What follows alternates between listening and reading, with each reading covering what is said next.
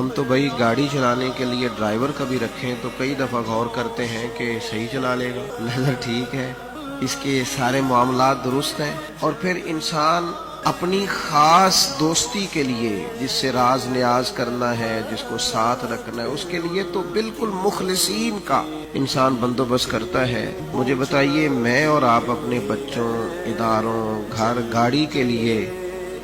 مخلص آدمی تلاش کر کے رکھتے ہیں تو بلا مثال و بلا تشبیہ صرف سمجھانے کے لیے عرض کرتا ہوں،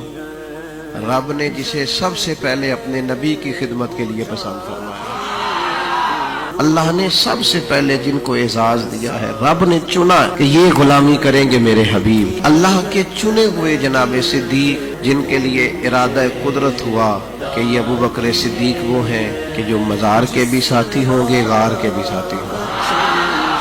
اللہ نے چنا ہے۔ میں اور آپ انتخاب بڑا چن کے کرتے ہیں تو جسے اللہ چنے اور اپنے محبوب کے لیے چنے، آپ اس شخص کی خوبصورتی، ان کا لگاؤ،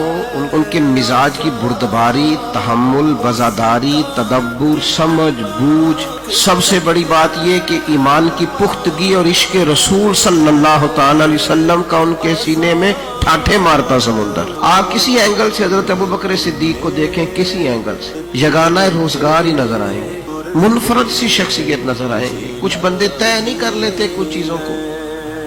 اپنی زندگی میں،